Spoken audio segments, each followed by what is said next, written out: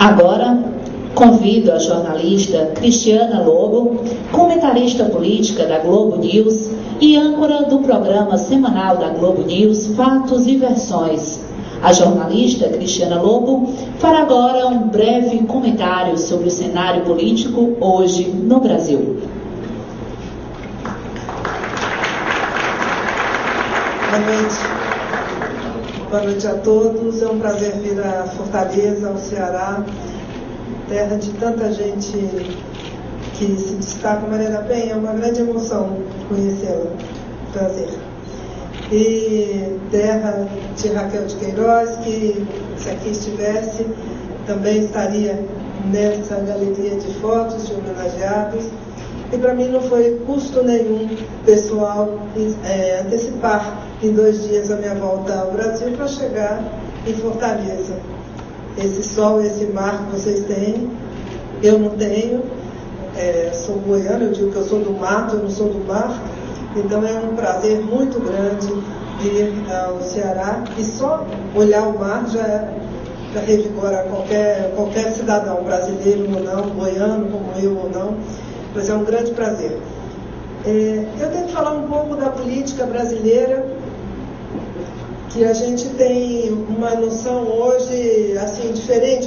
Eu considero que a vida, né, tem etapas. A gente saiu de um governo, de um presidente muito forte, muito falante, muito presente, e com uma força política muito grande, e agora nós temos uma presidente mulher, que já é uma novidade, que chegou ao poder assim, se destacando exatamente pelo contraponto que fazia do ponto de vista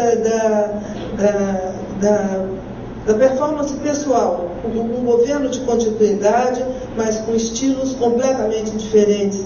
E tanto quanto Lula falava muito, Dilma se recolheu, adotou uma postura mais discreta, e isso, de certa forma, encantou setores que não haviam votado na candidata governista então.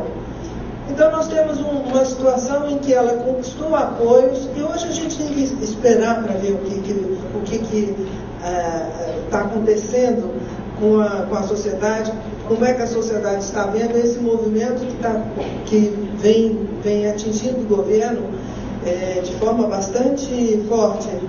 Eu acho que todos vocês consideram uma marca elevada, trocar 2 ministros em menos de 6 meses de governo, 2 ministros envolvidos em denúncias, em escândalos que tiveram que se explicar, 2 ministros que foram colocados no cargo pelo antecessor, não pela escolha pessoal da presidente Dilma Rousseff. Então, eu falo um pouco assim da política, porque a política e a economia, elas andam mais ou menos juntas, elas andam sempre juntas, mas às vezes uma descola da outra, mas quando as coisas se acirram, elas acabam indo juntas. Então, se os problemas políticos persistirem, eles podem, de certa forma, contaminar a economia. Uma economia que o Brasil vem com um desempenho bastante positivo, se comparado ao que o Brasil desempenhou nos últimos anos. O Brasil teve, eu trouxe umas anotações, uns números que eu acho que são importantes a gente comparar. O Brasil vem de uma média de crescimento de 2,7% ao ano, e de repente nós passamos para uma média de 5% ao ano. É uma diferença bastante grande. Eu acho que todos nós percebemos isso na rua, no nosso dia a dia, e quem tem negócio, nos seus negócios. Hoje, no Brasil, todo mundo vende mais, todo mundo compra mais. Eu não sou daquelas que acham que foi o acerto de um e erro de outro. Eu acho que o Brasil teve a sorte de ter uma espécie de continuidade, embora o PT não concorde nunca com a ideia de continuidade de política econômica, mas quem pode imaginar que o governo de Lula em 2003 fosse na economia o que foi em 2003? Foi exatamente a continuidade. E Dilma Rousseff é diferente de Lula. Lula é mais conservador do que Dilma Rousseff na economia. Dilma Rousseff, ela tem mais vamos dizer, mais condimentos à esquerda do que Lula.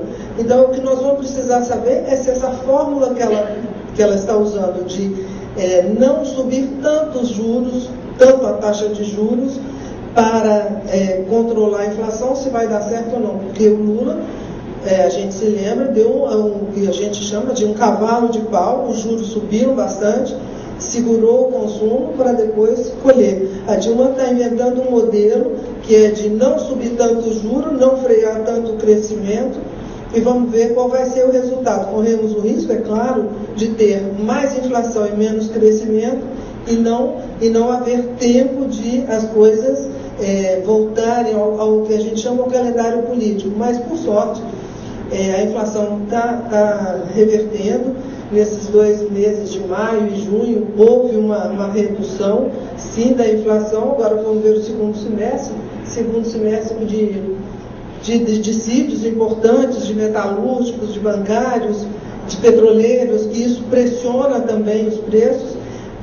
Então vamos ver como que essas coisas vão se comportar, que a economia... Eu sempre gosto de dizer o seguinte, a gente ouve os economistas, eles sempre têm uma perspectiva mais negativa do que as coisas efetivamente acabam acontecendo. Eu acho que a dinâmica, a coisa viva da economia é tão forte que acaba melhorando. E não podemos discutir a sorte que Lula teve, não só a sorte, não foi apenas o condão. Eu reconheço que a ideia dele de integrar o consumo, de ampliar o consumo interno, foi uma ideia bastante positiva, que deu resultados também positivos.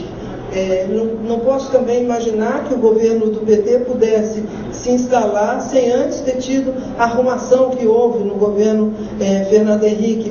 Por isso eu falo em continuidade, já estamos no 17º ano de uma política econômica sem grandes sobressaltos. O fato é que o Brasil, se comparado com os países desenvolvidos, ele está crescendo mais. A média de crescimento do PIB no mundo é menor do que a do PIB do Brasil. Por exemplo, o PIB... Eu fiz alguma coisa? Não, né? Apagou? Não.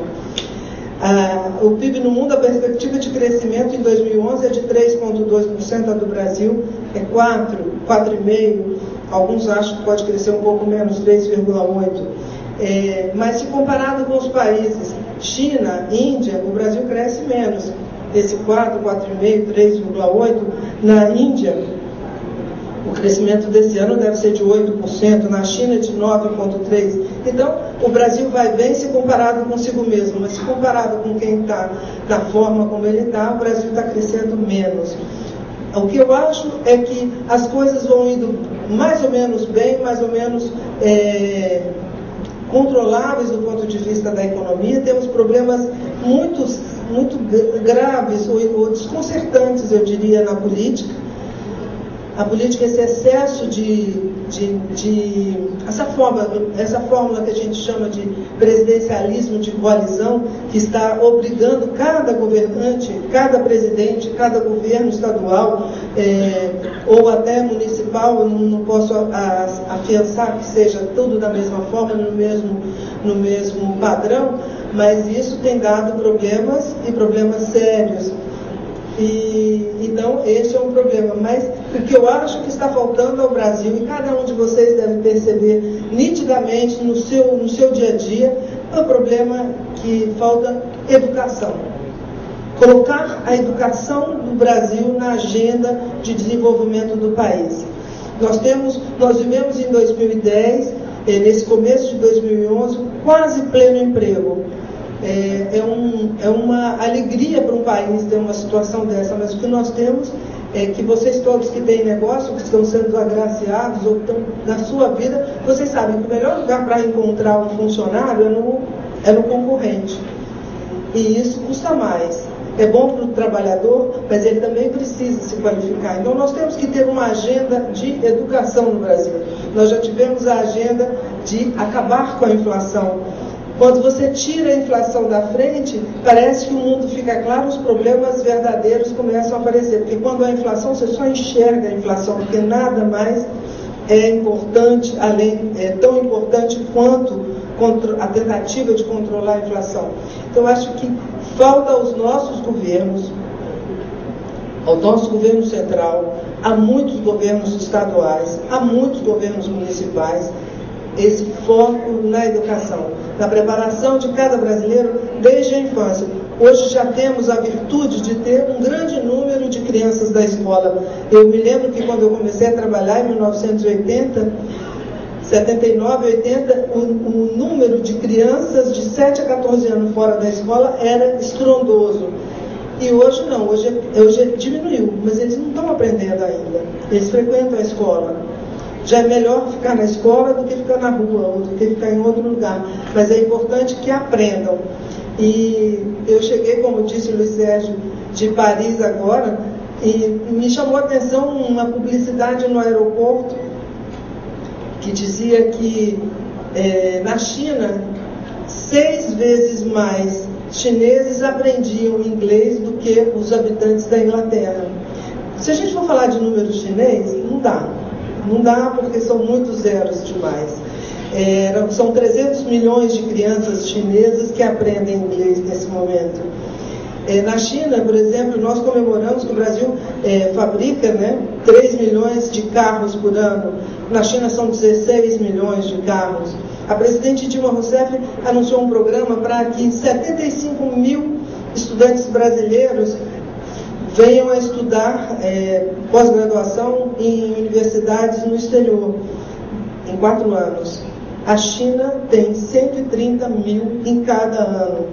Então, quer dizer, não dá para comparar com a China, porque lá tem tudo muito zero, muito dinheiro, enfim, não dá para comparar, mas eu acho que a mensagem fica dada. Estamos melhorando, eu acho que o país está melhorando, o país sabe da sua responsabilidade em controlar a inflação, mas o apelo que eu faço em cada lugar que eu vou é que cada governante inclua a educação na sua agenda de trabalho, e isso pode mudar a cara do Brasil. Bom, eu vou encerrar, porque nós estamos aqui para entregar o prêmio para vocês, os 30